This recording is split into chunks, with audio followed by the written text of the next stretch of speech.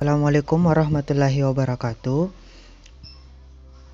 Yang kami hormati Bapak Alamsyah ST SE MM selaku dosen pengampu mata kuliah Manajemen Keuangan 2. Kami dari kelompok 4 akan mempresentasikan materi tentang corporate value. Sebelumnya, perkenalkan, nama saya Wahyu Erdiansyah, NIM 105 721 133 720. Kenalkan, nama saya Jisan, NIM saya 1057 2113 1720. Perkenalkan, nama saya Nurlina dengan NIM 105721131820. Perkenalkan, nama saya Haslinda, NIM 1057211332020. Nama saya Muhammad Fahmi Jamaluddin, NIM 105721133120. Perkenalkan, nama saya Wardiana Nurul Safika, NIM 105721133520. Yang akan kami bahas yaitu corporate value. Corporate value atau nilai perusahaan adalah persepsi investor terhadap tingkat keberhasilan perusahaan yang sering dikaitkan dengan harga saham. Harga saham yang tinggi membuat nilai perusahaan juga tinggi. Nilai perusahaan merupakan harga yang bersedia dibayar oleh calon pembeli apabila perusahaan tersebut akan dijual. Poin A, metode tingkat rasio laba, yang dimana metode tingkat rasio laba biasa juga disebut price earning ratio, merupakan cara menunjukkan perbandingan antara harga saham atau harga perdana yang akan ditawarkan dibandingkan dengan pendapatan yang diterima. Adapun rumus perhitungannya yaitu harga saham per lembar per earning per share atau EPS. Contoh, PT Jaya mengeluarkan harga per lembar saham sebesar 10.000 dengan rasio EPS atau EPS dengan Rp20. Dari data ini diperoleh rasio per sebagai berikut.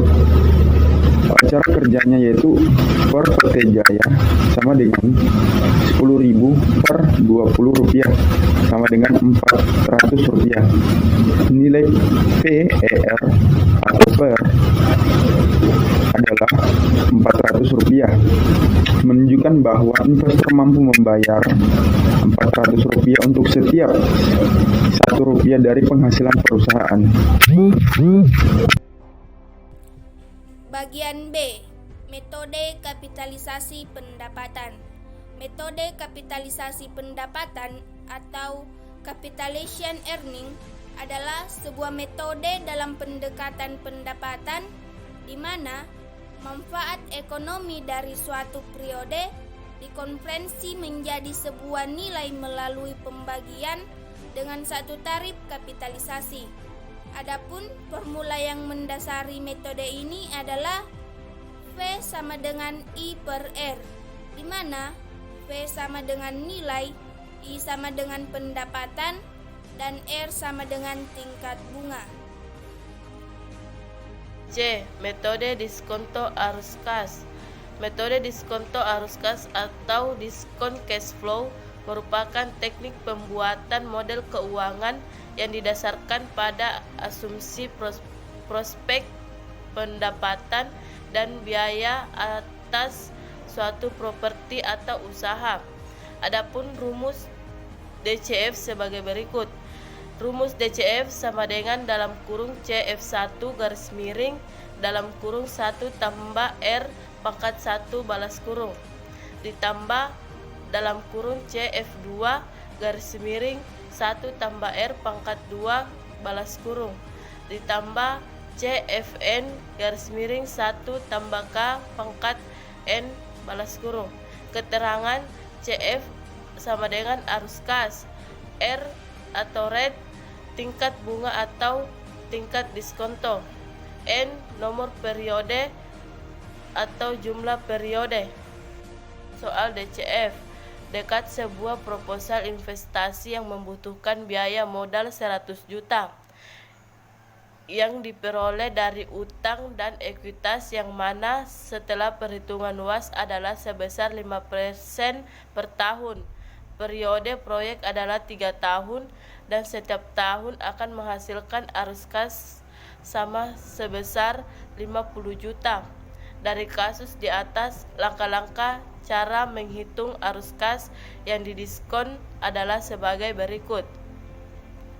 CF sama dengan 50 juta, CF2 sama dengan 50 juta, dan CF3 sama dengan 50 juta. R 5% atau 0,5 dan N sama dengan 3 tahun. DCF sama dengan 50 juta garis miring dalam kurung 1 tambah 0,1 balas kurung pangkat 1 balas kurung tambah 50 juta garis miring dalam kurung 1 tambah 0,1 dalam balas kurung pangkat 2 balas kurung tambah dalam kurung 50 juta garis miring dalam kurung 1 tambah 0,1 balas kurung pangkat 3 balas kurung.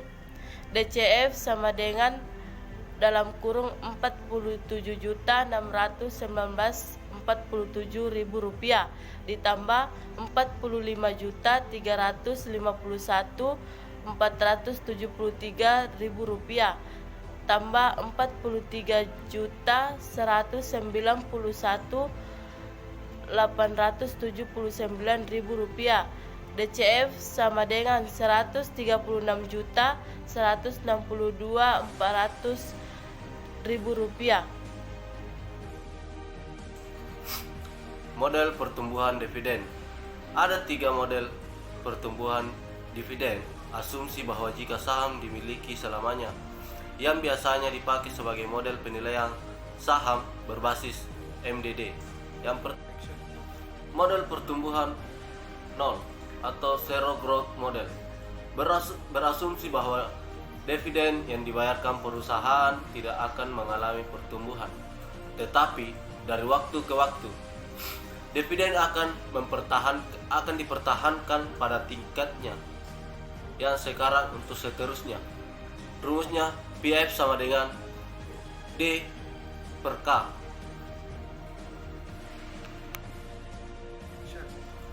Pertumbuhan dividen secara konstan atau constant growth model disebut juga Gordon model. Sesuai dengan nama penemunya, Myron J. Gordon.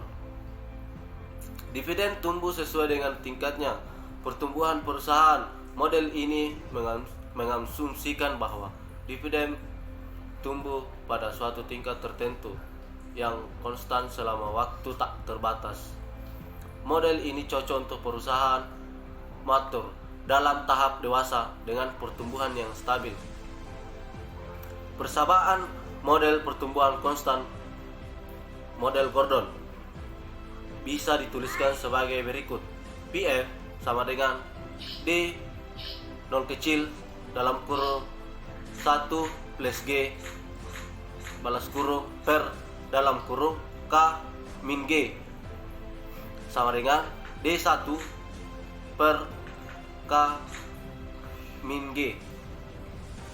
Keterangan DO, dividen per lembar sebelum tumbuh. G, tingkat pertumbuhan dividen. K, tingkat pengembalian disyaratkan. 3. Model pertumbuhan dividen secara tidak konstan atau non-constant growth rate model. Pertama, model ini sesuai untuk menilai saham perusahaan yang mempunyai karakteristik pertumbuhan yang fantastis di tahun-tahun awal sehingga membayarkan dividen dengan tingkat pertumbuhan yang tinggi. 2. Setelah pertumbuhan dividen fantastis tersebut, perusahaan hanya membayarkan dividen pada tingkat yang lebih rendah, tapi konstan hingga waktu tak terbatas. Tahap-tahap perhitungan yang harus dilakukan untuk model ini adalah Yang pertama, memberi aliran dividen menjadi dua bagian, yaitu A. Bagian awal yang meliputi aliran dividen yang fantastis. B. Aliran dividen dengan pertumbuhan yang konstan. 2. Menghitung nilai sekarang dan aliran dividen yang fantastis. 3. Menghitung nilai sekarang dari semua aliran dividen selama periode pertumbuhan konstan. Yang terakhir, menjumlahkan hasil perhitungan nilai sekarang dari kedua bagian perhitungan aliran dividen. Metode penilaian aktivitas. Metode penilaian aktivitas atau asset valuation adalah proses menentukan nilai saat ini dari aset perusahaan seperti saham, aset tetap, dan aset tidak terwujud. Dengan cara penentukan pasar wajar dari present value atau nilai sekarang dari aset, proses ini menggunakan book value atau model penilaian absolut seperti analisis arus kas yang didiskontokan, menentukan model penetapan harga, opsi atau nilai yang tertera atau setara. Metode ekonomi value added. Metode ekonomi value added atau EVA merupakan sistem manajemen keuangan untuk mengukur laba ekonomi dalam suatu perusahaan yang menyatakan bahwa kesejahteraan hanya dapat tercipta jika perusahaan mampu memenuhi semua biaya operasi dan biaya modal. EVA merupakan salah satu alat untuk evaluasi kerja perusahaan dan divisi, maka jika EVA lebih besar dari 0 berarti menunjukkan bahwa perusahaan menghasilkan nilai dari dana yang diinvestasikan, menunjukkan kemungkinan investasi yang baik.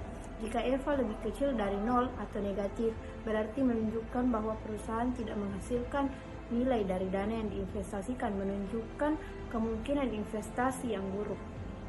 Rumus ekonomi value added atau EVA. EVA sama dengan laba operasi bersih setelah pajak kurang dalam kurung biaya rata-rata tertimbang dari modal kali modal yang diinvestasikan tutup kurung. Metode harga saham. Secara garis besar, terdapat dua metode pendekatan dalam penilaian harga saham, yaitu metode fundamental dan metode teknikal. Metode fundamental adalah suatu metode penilaian harga saham yang lebih berfokus kepada bagaimana kinerja suatu perusahaan dibandingkan dengan transaksi harga saham perusahaan yang bersangkutan, sebagaimana penggunaan prinsip-prinsip dari analisa laporan keuangan yang dapat menggambarkan sehat tidaknya kinerja perusahaan. Lalu selanjutnya menghubungkan dengan harga saham suatu perusahaan yang layak dibeli, under value, dan mana yang tidak layak, overvalue. 2. Metode teknikal adalah metode penilaian harga saham yang didasarkan hanya kepada pergerakan harga saham di bursa, yaitu apakah secara teknikal suatu saham harganya akan naik atau turun tanpa memperhatikan fundamental atau kinerja perusahaan. Beberapa metode yang sudah umum digunakan sebagai referensi para investor atau analisis pasar modal saat ini yaitu 1. Metode Price Earning Ratio atau PER. PER digunakan untuk menentukan nilai intrinsik atau harga wajar suatu saham dengan cara mengetahui berapa besar perkiraan return yang akan diperoleh apabila investor membeli suatu saham. Adapun rumus yang umum digunakan dalam menghitung PER adalah rumus PER harga saham per EPS atau earning per share. 2. Metode perkiraan pendapatan. Selain metode PER, metode perkiraan pendapatan juga bertujuan untuk menentukan berapa nilai intrinsik atau nilai wajar suatu saham, kemudian membandingkannya dengan masing-masing pergerakan dari transaksi pergerakan saham tersebut. Adapun rumusnya sebagai berikut. V sama dengan P kali E 1 dikali 1 tambah G per K dikurang G, di mana V sama dengan harga saham atau nilai intrinsik saham, P sama dengan Pay Earning Ratio, E sama dengan earning atau pendapatan, K sama dengan tingkat bunga umum yang berlaku atau tingkat bunga perbankan nasional yang berlaku sebagai rujukan. 3. Metode Price to Book Value atau metode PBV. PBV adalah hasil perbandingan antara harga pasar saham dengan nilai buku per lembar saham. Nilai buku per lembar saham diperoleh dengan cara membagi seluruh modal sendiri perusahaan dengan semua saham yang telah dikeluarkan dan disetor penuh. PBV menggambarkan seberapa besar pasar para investor menghargai nilai buku saham perusahaan. Adapun rumus PBV yaitu rumus PBV sama dengan harga saham per nilai buku saham. Itulah pemaparan di kelompok kami mengenai corporate value. Sekian dan terima kasih. Assalamualaikum warahmatullahi wabarakatuh.